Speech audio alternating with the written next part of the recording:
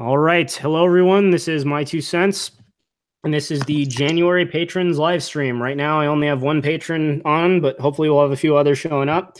Go ahead and introduce yourself. My name is Drew Cavallo, and I'm also going to be involved in the chat window as well. So I'm named just another ANCAP on here. So that's all I have to say. All right, sounds good. So, what do you want to talk about for this month? I'll just start with the most common points that have come up in the debates I've had recently with various people when it comes to politics. It has ended up mostly being in relation to obviously the whole law and order part. Like, how are you going to have law and order with no laws? That entire concept, the concept of private individuals running, decide voluntarily defending themselves, is somewhat strange if you have never thought of that type of concept. But also, recently I've been seeing a lot of talk about monopolies and oligopolies. Okay. More, and rather than many other possible arguments. Monopolies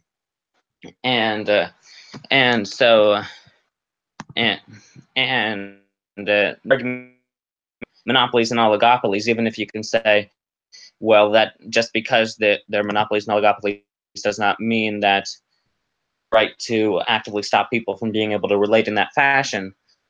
It's more difficult to refute those, as it requires somewhat more of an understanding of exactly what happens in a free market and what would happen in relation to monopolies, way that people would actually be convinced. So, well, I guess getting to the first point about in an ANCAP society, how would private defense work? I think that is one of the things that initially people are concerned about, because from the time you start going to school, it's pounded in your head. We need the government, particularly. Even the traditional conservative argument would be, we need the government for military, we need the government for police. Everyone knows if something goes wrong, you dial 911. I mean, what would a society without any police look like? And of course, when you hear without police, everyone thinks, well, I mean, that's just that would be a completely lawless society. How would it work? But when you think about it, it gets back to the basic premise. If somebody broke into your house and started trying to beat the crap out of your wife or take your things or whatever, are you just going to stand there and watch him, or are you going to do something about it? Well, I think obviously everyone's going to try to do something about it. You're going to try to defend yourself. So in a society where it is understood that everyone has the right to self-ownership, you have the right to defend yourself, and further, you have the right to, obviously, in pursuit of that goal, own firearms and other weapons for your own defense. It'd be a matter of defending yourself. But of course, when it comes to private police, then private militaries, the only difference really between the government provided services we have now and privately funded police would be the means by which you finance them. And that would be the one finance compulsory through taxes, where you pay those whether you like it or not, or the other where you're paying a private security service to protect you. The latter more likely to be successful, because if you obviously government services, and like in my video about the DM, where I talk about the DMV specifically, but government services can't fail. It doesn't matter how displeased people are with the services, how crappy they are, you have to keep paying them because taxes are compulsory. In a ANCAP society where police are privatized, only the best, most effective police services would be able to survive competition. So in the end, you'd be better protected. And I think there are a number of test trials of cities that have use private security services in lieu of the regular police have discovered that. But on the subject of monopolies and oligopolies, well, my challenge to people who raise this objection is, can you give me an example of a true monopoly that formed without government help? Because in a society without economic regulation, there would I'm just Sorry about that. Without market regulation, it's far easier for people to enter the marketplace, start your own business. There aren't business licensing requirements, minimum wage, other startup costs imposed by the state that make it difficult to start a business. So obviously there's more competition, but also if one business somehow manages to become the only business selling a good, well, that would be what you would call a natural monopoly, but they wouldn't just be able to artificially raise the price as high as they want. As soon as they raise it to a point where people are outraged, that creates incentive for other people to enter the market. Since there's no regulations to prevent people from entering the market, it would be far easier to do so, and they wouldn't be able to maintain their monopoly status.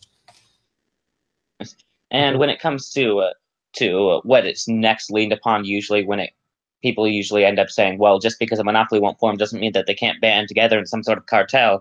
The same sort of objections can be brought up to that scenario.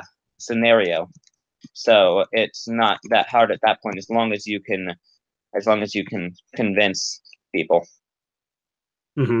And I just want to say quickly, I saw Lady Cthulhu and Scorch88 here in the live chat, just both of which are patrons. So the Hangout link has been posted on my Patreon page. So if you guys want to join in, by all means. Welcome. All right, joining us now is General Neckbeard. How's it going? Pretty good. How are you? I'm great. We were just discussing some of the issues that Tristan Other ANCAP has been having here, and debates he's been having, specifically the issue of private defense and monopolies in an ANCAP society. But if you have anything you want to discuss, by all means, let us know.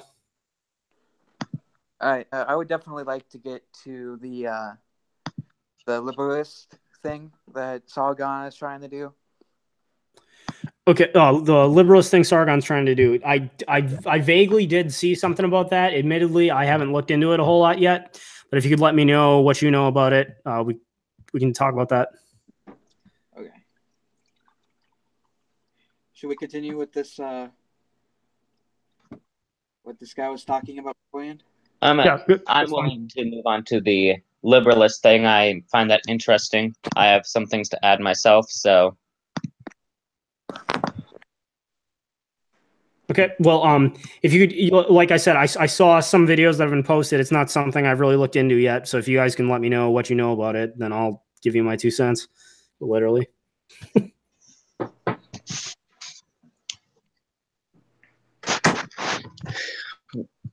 right.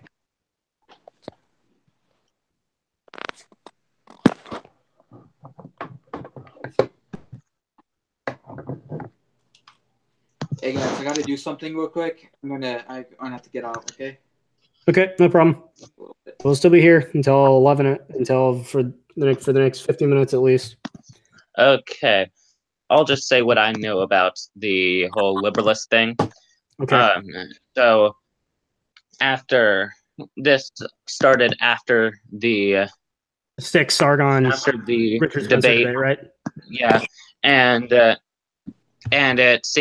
it seems like that has had a large effect on Sargon. This ended up, the whole liberalist thing started up during a stream between Sargon and some other people, in which they started talking about making a movement and what it would be about. And and then when I started to learn more about it was when an esoteric entity made a video relating to it when.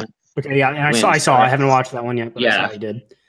Yeah, in which he made a long comment and it was removed and that type of thing. And I've seen some videos where people have criticized Sargon for, oh, you're supposedly an individualist, but you're forming in a group. But that is not in itself an accurate criticism. It's just because you're an individualist doesn't mean you don't believe in voluntary association. Of course, Sargon is not an individualist purely, but that would be a more accurate criticism, like the one that esoteric entity made. But and that's mostly what I have to say about that. I'll just look up now more about what types of things are being Okay, pushed well, for. what I can say is I did watch just about a full 3 hours of the Styx, Sargon, Richard Spencer debate. Admittedly, I wasn't too impressed with either Sargon or Richard Spencer. I feel like they squabbled quite a bit and weren't really talking about the points that mattered. I have to give the debate to Styx Hexenhammer. I thought he blew it out of the water there. Obviously, there are things I would add, and I don't necessarily agree with him on everything, but he pretty much, especially to I think the strongest arguments against Richard Spencer's white ethno state, and he pretty much pointed out how Richard Spencer claims he wants to create a white ethno state in the United States, and he wants to do this non-violently. And obviously the biggest criticism that always comes up is, oh, you're a Nazi, you just want to redo the Holocaust. And he claims, no, I don't want to do that. I want to create a white ethno state, but I want to do it voluntarily. Well, I think Styx appropriately pointed out, yes, but pragmatically speaking, how are you going to do that voluntarily? Okay, you tell you cut out, you end immigration, and then you come to every ethnic minority and you offer them money to go back to their country of origin. Well, what happens when if they say no? And obviously at that point, are you gonna forcibly sterilize them so that they can't keep having kids? Are you gonna hold guns to their heads and tell them to get out? I mean, pretty much the point he made was there is no path to a white ethno state at this point doesn't involve violence. So, and Lady Cthulhu says, I was very disappointed with the debate. It was a bunch of yelling and arguing about stupid semantics, and it irritated the hell out of me. I could not agree more. At least between Sargon and Richard Spencer. I believe when Styx got the opportunity to speak, he did pretty well, but unfortunately he spoke the least. So. Right now I'm looking through the transcript of a video Sargon made, so I'll get back to this in a moment. Mm-hmm. Well, he's doing that. I'll just add the thing that gets just my whole take on the alt-right. Those of you who have probably seen, I did make one video about it. I'll admit, when it first really became a term of art, alt-right, I was confused as heck. I could not figure out what the alt-right is about, just because so many people who use the term were completely incoherent in what they were saying. I mean, some people who claim to be alt-right seemed more libertarian. Some people who claim to be alt-right were saying, putting comments on my videos saying, send all Jews to the furnace. So they really were we want to recreate the Holocaust types. I think I mean, I can't speak for, there are a lot of people who identify as alt-right. Richard Spencer is kind of the face of that right now. And the most insightful interview on the topic I saw was the interview he did with Roaming Millennial, where he basically laid out his points. I mean, he's convinced a white ethno state is the best thing for America and for Europe, but he also said that he supports student loan forgiveness. He supports Medicaid for all.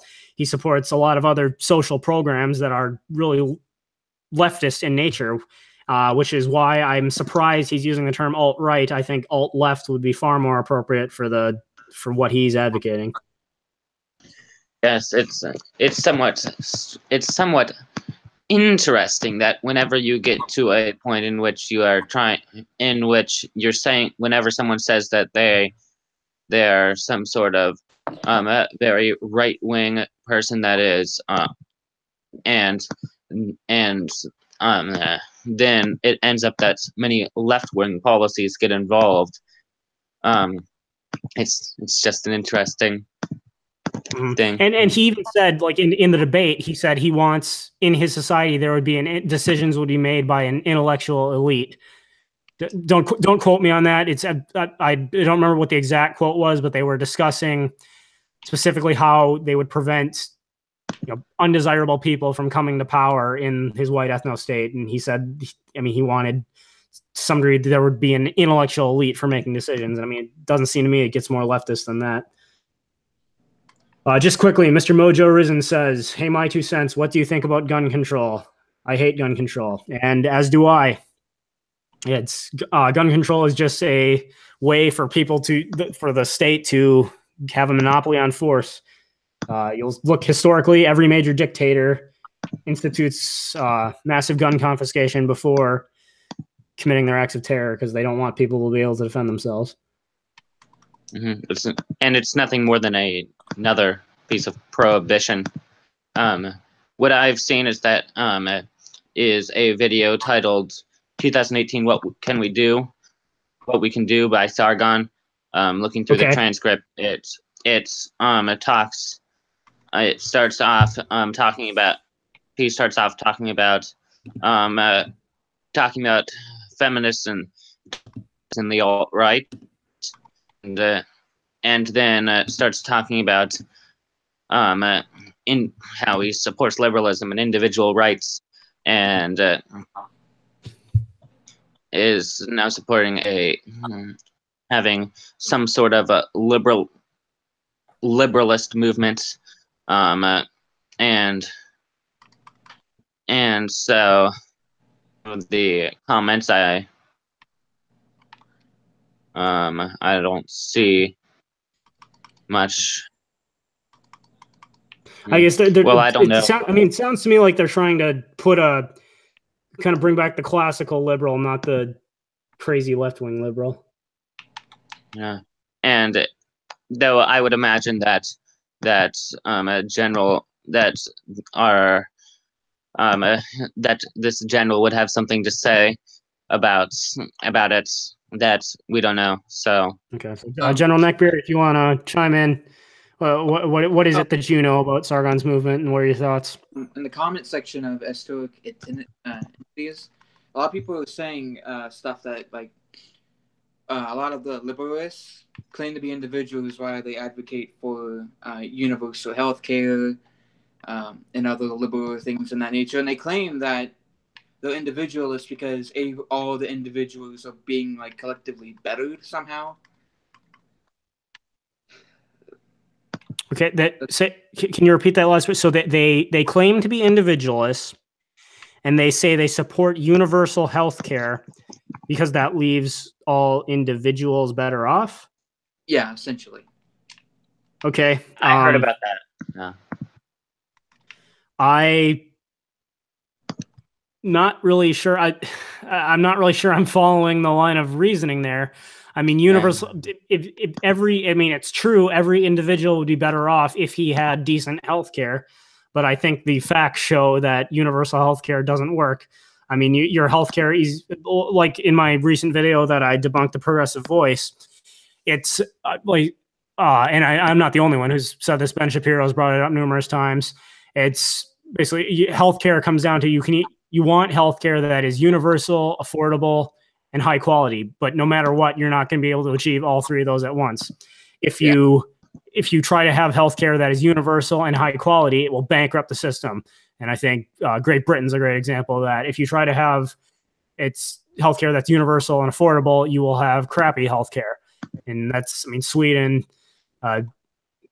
There are plenty of others, Venezuela, plenty of other examples where Cuba, plenty of other that show that if you have healthcare that is affordable and high quality, which is what you get in a free market, it will be more universal. Obviously, some people will slip through the cracks. You can't avoid that. But when you have the universal healthcare, you inevitably get the problem of one of my favorite quotes is from Thomas Sowell's book Basic Economics, where he talks about the problem of scarcity and how it's the underlying problem in all economics is that there's a scarce number of goods. In the case of the medical field, there's a scarce number of doctors, there's a scarce number of medicine.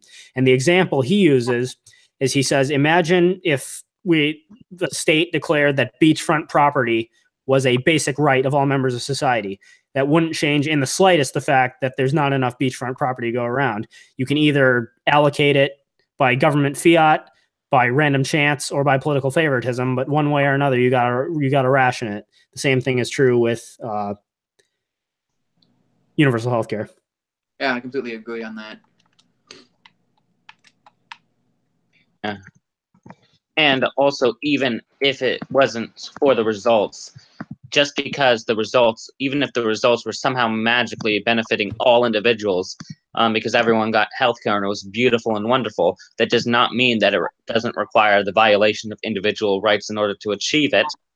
and so that would still not make him an individualist. This would be an anti-individualist stance, even if it would benefit all individuals. And just I see Lady Cthulhu here says that according to her, Sargon thinks universal healthcare is bullshit. And just I will say right now, like I said, this is not something I'm gonna have to, once this is over, I'm gonna have to do some more research about this. I'm not well versed in what Sargon's positions are. So don't take anything I've said as gospel. I'm just commenting on universal healthcare in general. I personally just got that from like a comment on Estoic Entity's video. Okay. Sargon actually said. I've seen that before. Yeah, I think I've heard him talk about that before. ANCAP Keck wants you to talk about the Austrian business cycle. Okay. Hang on just a minute.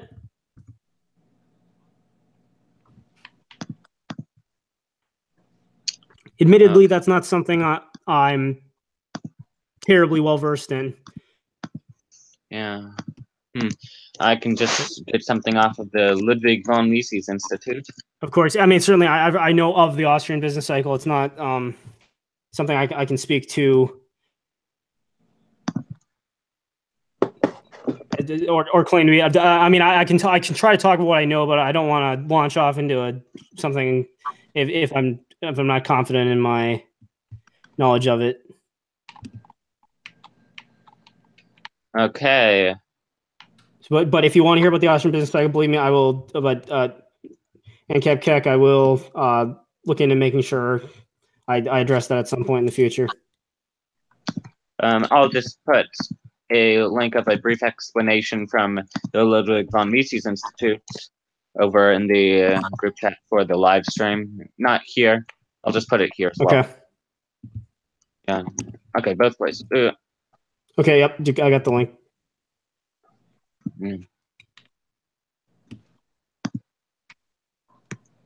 Okay, so the Austrian business cycle. So the media's favorite phony solution to the economic downturn is for the Fed to drop interest rates lower and lower until the economy registers an upturn. So basically the Austrian business cycle, I think, and like I said, it's not that I'd never heard of it before. It's just the specific terminology. Wanted to make sure I was positive of before I commented. But the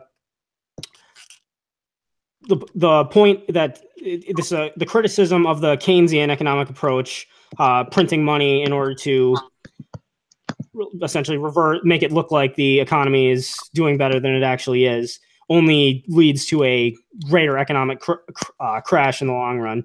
So the point is lost, as this article says from the Mises Institute, the point is lost on most commentators because they haven't the slightest understanding of Austrian theory of the business cycle. But essentially, under the capitalist system, there necessarily are periods of both growth and recessions. The point being, recessions might be undesirable, but they are necessary.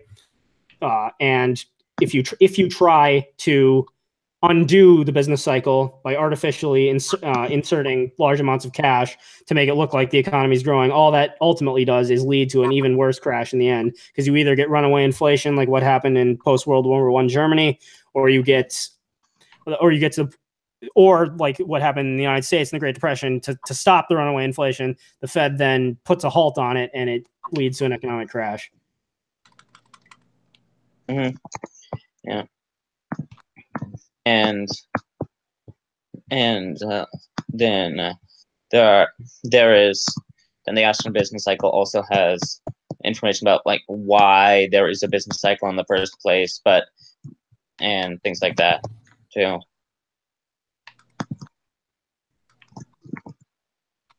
Mm-hmm.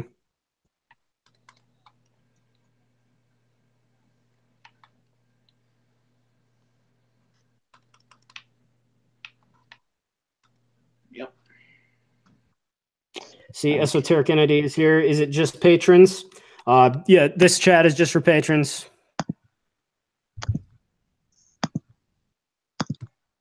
Hello, Esoteric Entity. How are you? We were just talking about your video we were just talking about the liberalist thing with Sargon, and also a little bit about your video about it before. Okay. Well, you know what? Tell you what, I will let I'm actually Esoteric Hangout. I will send you the link. I'm gonna let you in for this one just because you probably know a lot more about the subject that of Sargon's liberalism thing than I do. So just to further that conversation, I am gonna let Esoteric in here.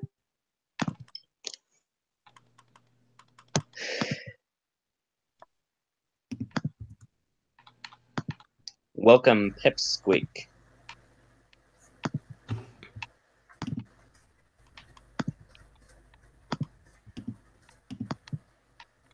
Pipsqueak, hello.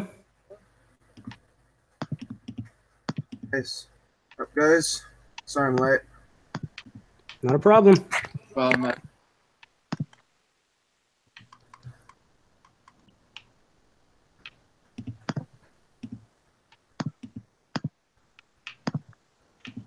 All right, Esoteric, I just sent you the link, so you are free to come in, so we can you can help further that discussion. But Pipsqueak, did you have anything you want to discuss this week? I think right now. Hey there. Yeah, sorry, I wasn't watching your stream earlier. I was in the shower. But yeah, to address Vocaloid in the chat, no, I'm pretty sure Sargon is just going into damage control mode and thinks that if he doesn't address me, that it'll go away. But yeah, there's people like Andy Worski and Suit Yourself talking about it, so it's not going to go away. If he doesn't talk about it, they will. So. Okay, sounds good. Anyways, like I said, the question was raised to me. Like I said, it's something I caught wind of. Esoteric, I saw your video on the subject. I haven't watched it yet, but could you just fill us in quick on specifically what Sargon was up to? And well, my point specifically in mentioning that I wasn't here was what exactly about it did you want to know about? My objection to liberalists or what he did to me? I guess first, I had caught wind that he wanted to form essentially a new liberalist group. Do you know what his goal was? And like, what did he articulate his goal was?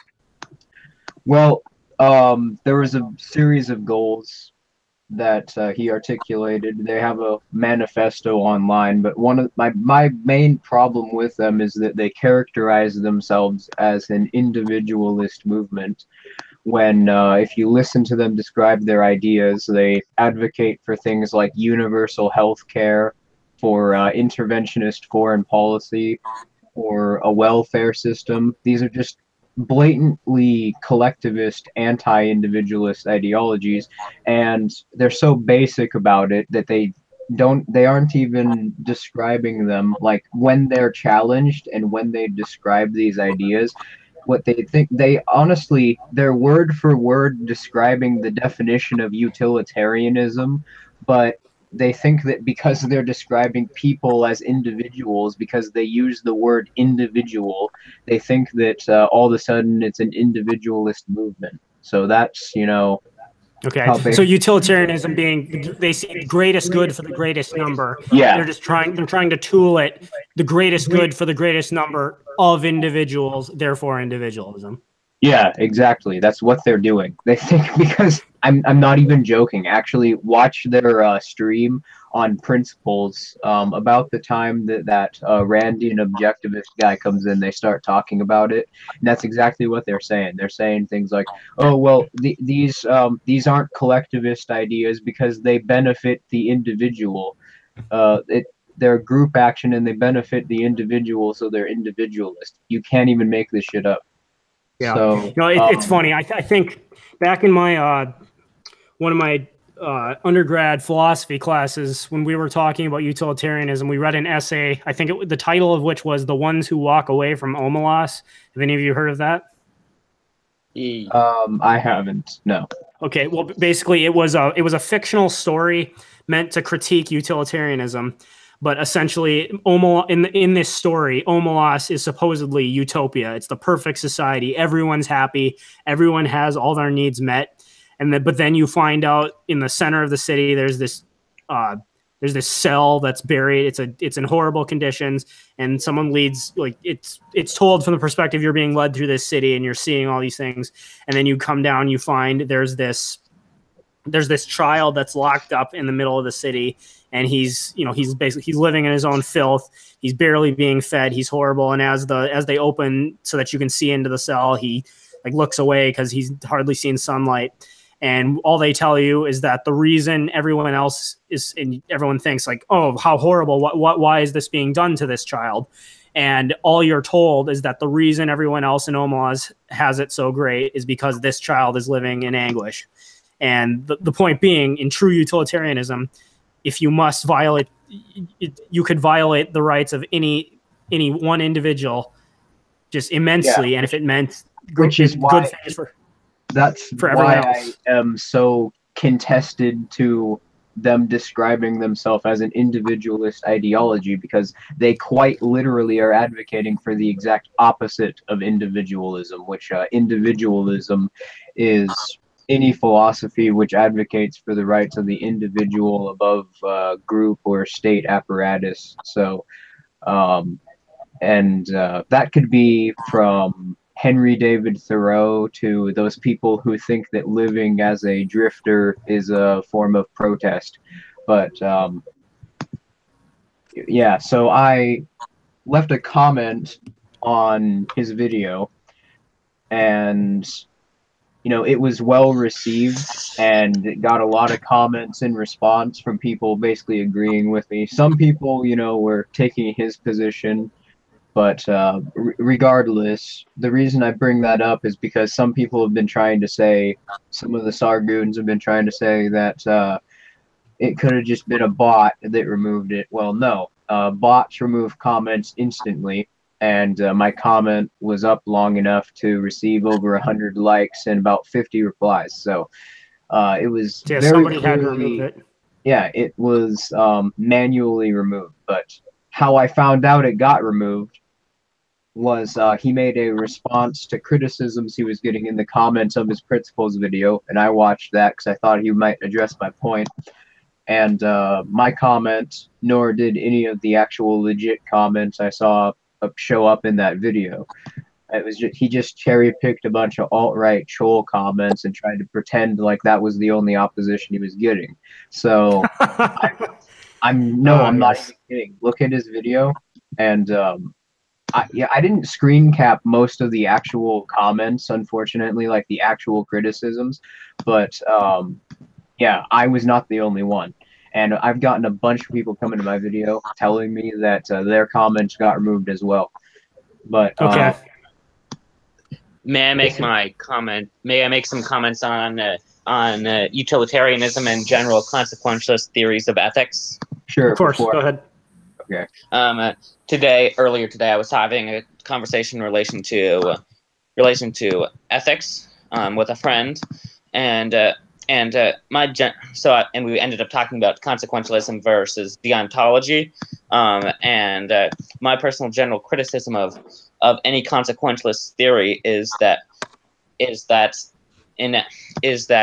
inevitably the consequentialist theory is simply going to be what you think is good for people, and you want to get that consequences, and everyone else has to live in a way that tries to reach that principle. And so inevitably, if you're going to have that type of moral system, you can live by it personally, but if you're going to try to have it as a general moral system within a society, then it inevitably requires forcing people to live how you want them to live. And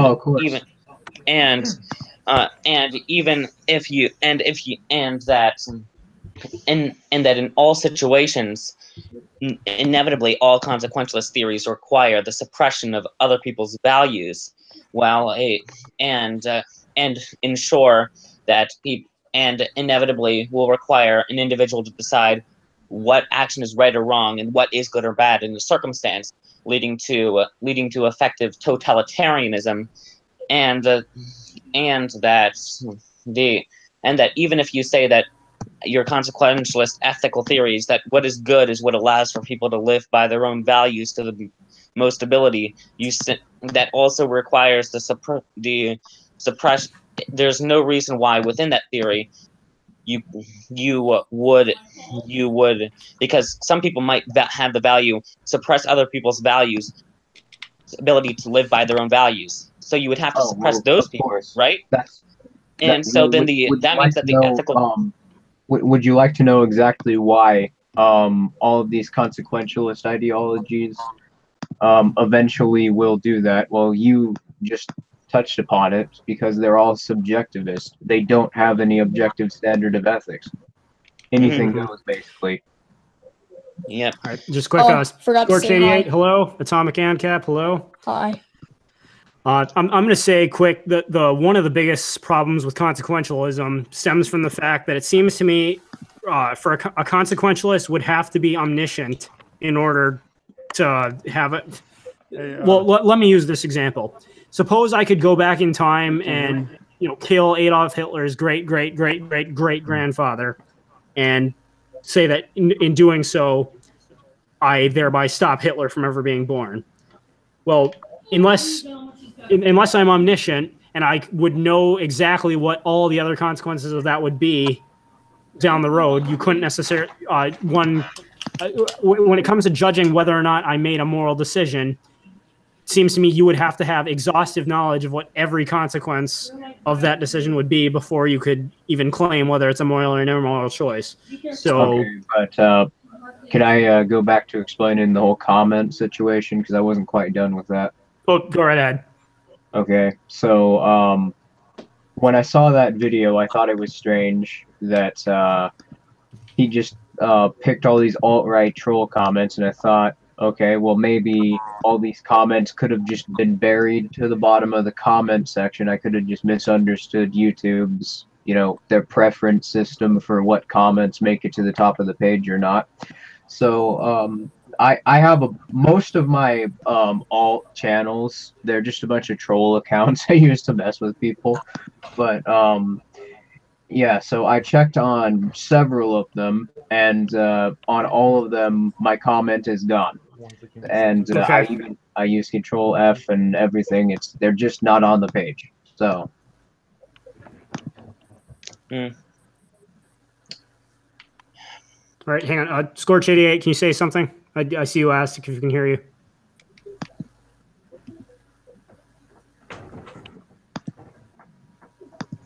Okay, according to the screen, it says you're speaking, but no, I can't hear you. Oh, what's this?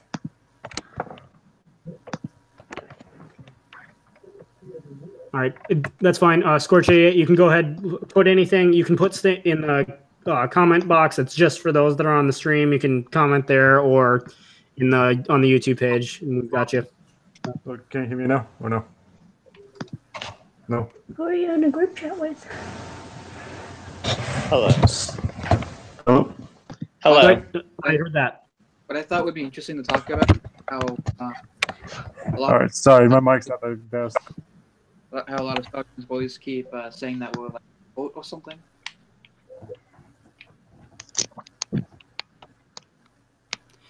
Can you say that again? Someone said I heard it. I think it would be interesting to talk about, and then that's all I heard. I thought it was interesting to talk about how a lot of people are saying that the ANCAP community vote. The ANCAP community is a cult? Well, that's what people are saying, yes. Okay. Interesting assertion. Cult typically requires a cult leader, someone who with supreme authority over everyone else in the cult. I don't know who that would be in our case. Well, I mean, we're an ideology that literally advocates for the abolition of all coercive authority. So, yeah, to describe anarcho-capitalism as a cult, that's a very contradictory idea. Uh-huh. Okay, this is just gonna I'm not sure. Of course. I'll just leave you be. All right, thanks.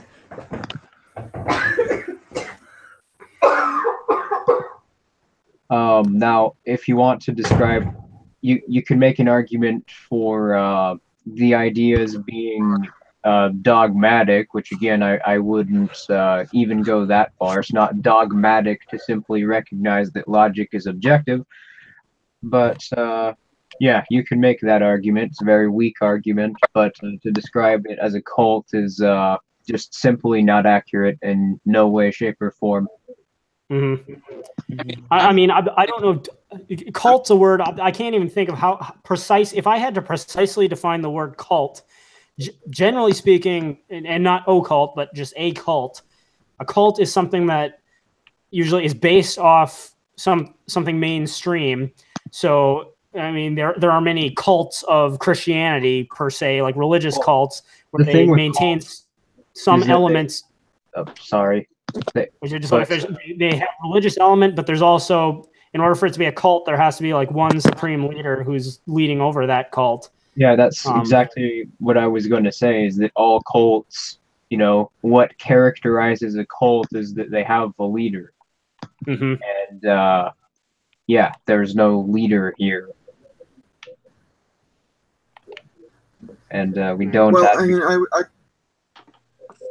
one definition of a cult is simply a group of people with a single shared common interest or goal. I mean, you could class almost anything as a cult, which is why that definition isn't really used all that well. It's more used because of its negative connotations.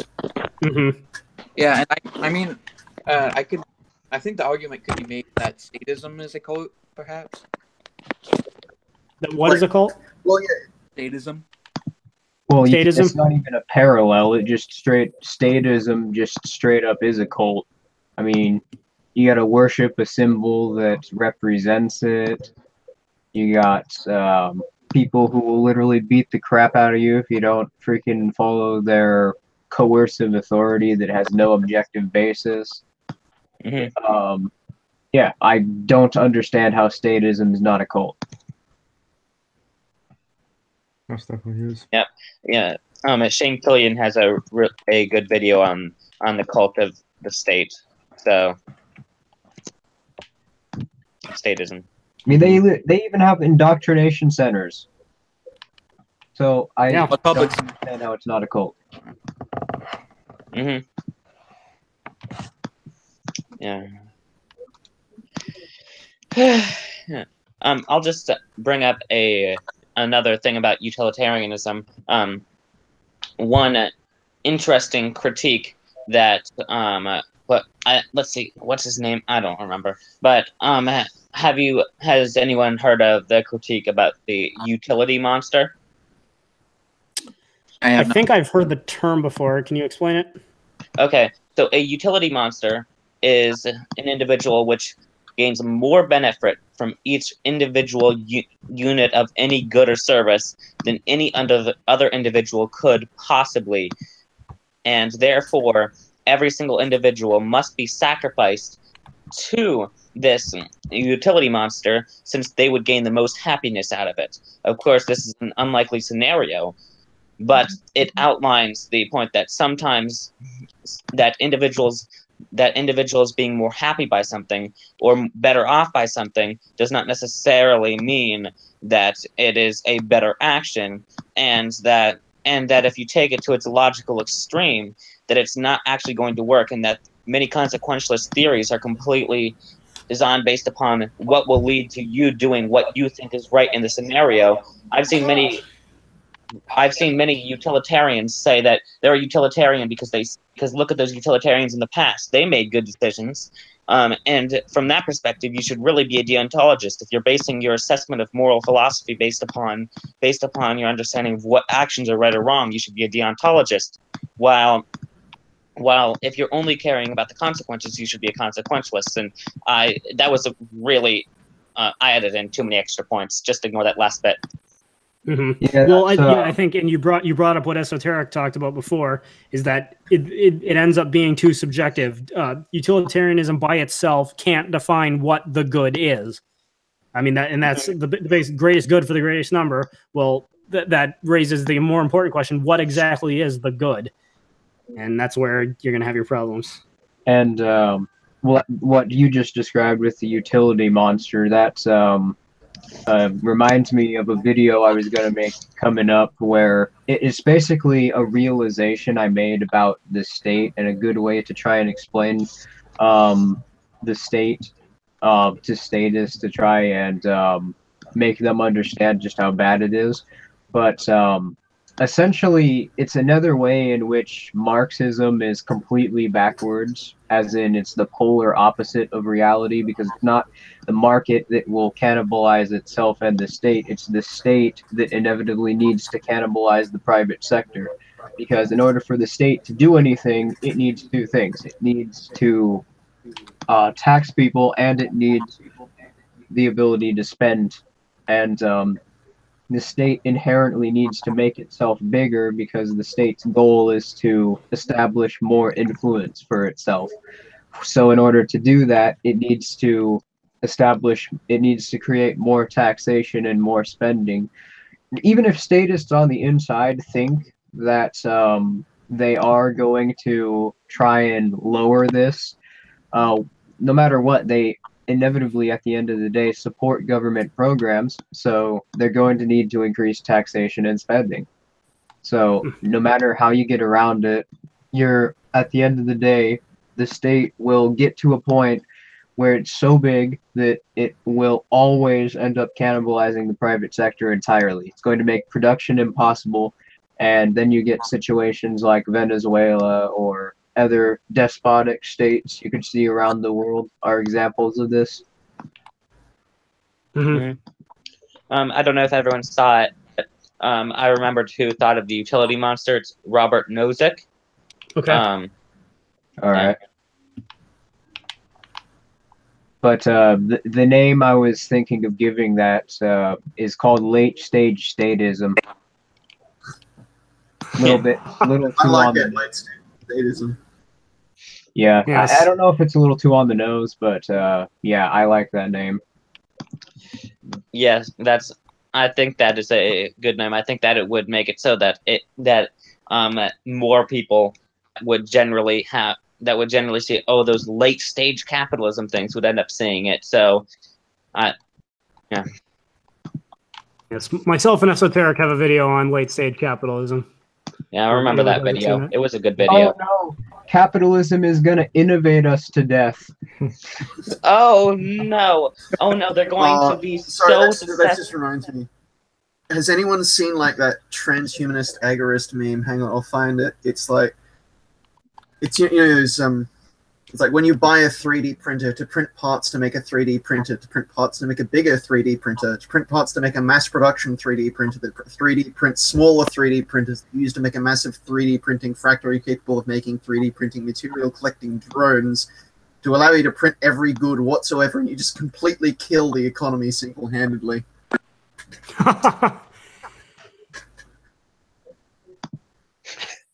Well, that's the problem. There is how do you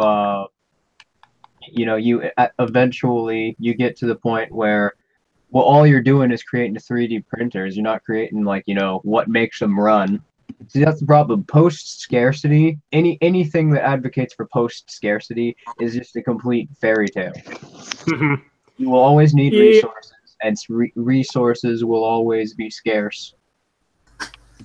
You can't just You can't just make printers appear out of thin air. 3D printers, they need material to print still. Yeah, and I know in my first video I did on universal basic income, the guy in that video is talking about something he calls an I everything, and he basically says it's going to put everyone out of work because there's not going to be any jobs left because the I everything will literally do everything. To which I responded, well, if it literally does everything, then you've basically got the world in the movie WALL-E. There doesn't need to be any jobs, and the problem is moot if everything is literally doing everything. But of course, so long as there's scarcity, it won't be able to do literally everything. So such a thing can not possibly exist. But yeah, that just it's just a terrible argument. I don't understand how so many schools of economics, like the Marxists or the Luddists, I don't understand how they're getting, okay, well, automation, it exists as a result of competition innovating the market. Somehow they think that that's going to create people without jobs, yet they don't realize that automation, at the very end, we're talking about after you start automating industries completely out of existence, what will happen is people will just end up becoming producers. they'll end up becoming self-maintaining producers that also, you know, get their own resources. So I it makes me laugh when the socialists or communists argue for socialism or communism because of automation, because and they think that automation will be achieved by socialism or communism because they're sabotaging their own idea, because their ideas don't have any means of creating the innovation required to bring automation, and automation exists basically to innovate past wage labor. So by advocating for socialism and communism, they're advocating to make sure that nobody ever stops being a wage laborer, and that we never innovate past where we're at now. Oh yeah. Well, the ironic thing is of that is like, you know, like minimum wage and what do we got? What do we got here?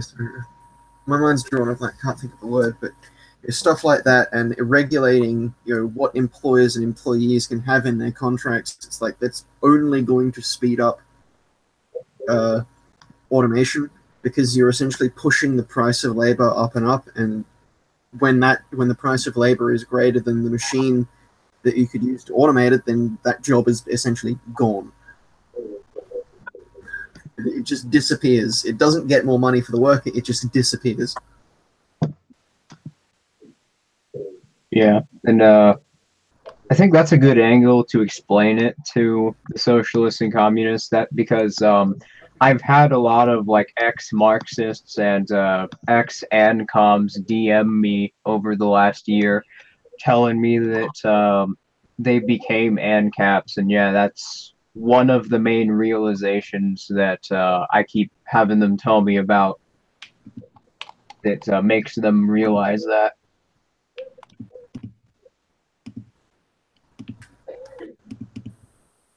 All right, I just posted the link to the UBI video for those that were asking. Coming down to the end here of the stream. Thanks Esoteric and Atomic ANCAP for joining. Just for those patrons still here, anything else you want to discuss? Since I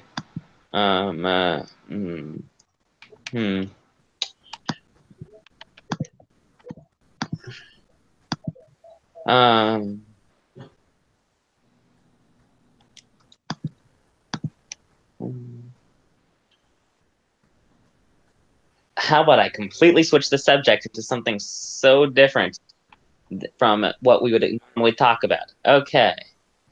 Go right ahead. Anybody at all interested in the philosophy of in epistemology?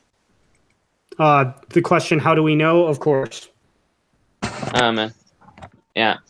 So, Be right back. my perspective on it is that the way that epistemologists generally try to answer the question of how do we know anything is a view that is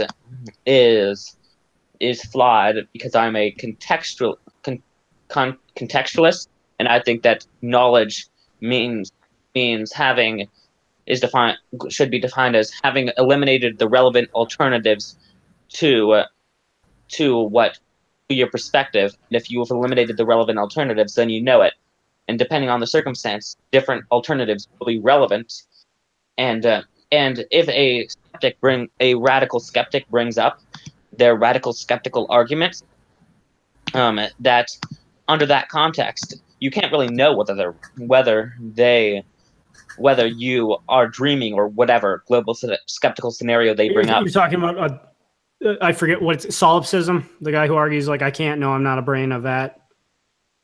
Yeah, those type of arguments, global skeptical scenarios, and that really they're not that scary, since all they're doing is saying, well, if we're in a situation where a global skeptical scenario is a relevant alternative to what you think, like reality is what we think it is, or whatever, that it can seem scary, but it's not really. because under a normal circumstance, that is not a relevant alternative, and that the attempt to find an overarching understanding of knowledge that will lead to a dealing with the problem of skepticism and a complete understanding of so many things is something that, though it's somewhat valuable, is going in a wrong direction, since the word "no" is context sensitive. Right. Just me personally, I feel like say we're brains in a vat. I feel like that's irrelevant, because we're still in this situation. So we should just go with what we know, instead of thinking about weird scenarios like that.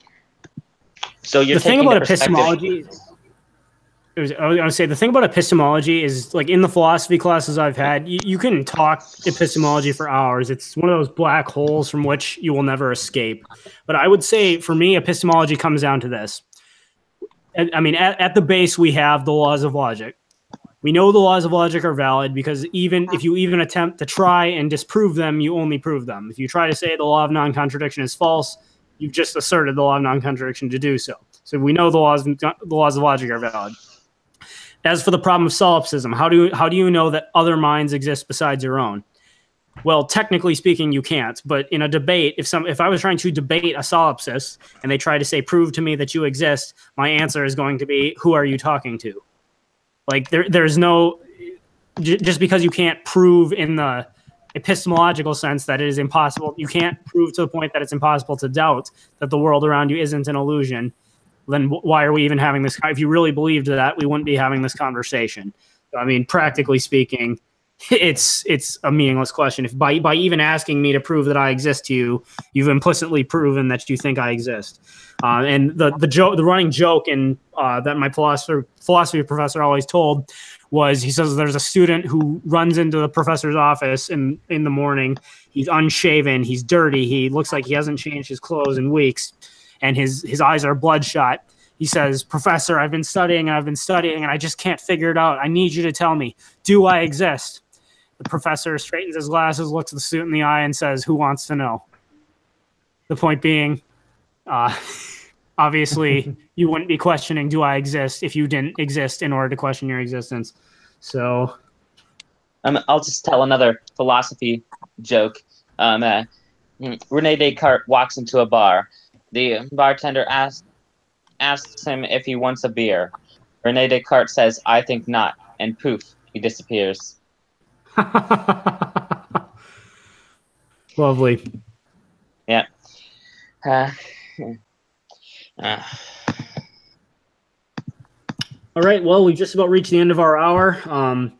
Good discussion for those patrons here. Thanks for showing up. Quick before going, is there anything you'd like to see on my channel coming up, or comments, feedback, good or bad? Now's the time to say it. Not really at this moment. All right. So hang on. Looks like we got one more question coming in the live chat. Hello, my 2 cents. I have a question about anarcho-capitalism. In anarcho-capitalism, would children have the same rights as adults? Would they be able to leave their parents at any age? The answer to that question is not. I guess the question could be raised: what would be the age of accountability in an anarcho-capitalist society? The answer is no. They would not be able to leave their parents at any age. Children necessarily must live with their parents, require care, and as your children, you would have every person would have a moral obligation to care for children, their own children who they can't care for themselves, or allow someone else to adopt them if you wanted to, forgo your parental responsibility. But no, children would not be able to leave their parents at any age. Yeah, I mean, the way I see it is that two people are basically signing a contract to take care of that child, because it's like it's an unspoken contract. Is the way I see it. Or you have to take care of the child. You can't kill the child because you brought in food and doesn't have a say in it. All those things. Therefore, you're obligated to take care of it. Mm-hmm. I mean, at what point would the child be able to leave their parents?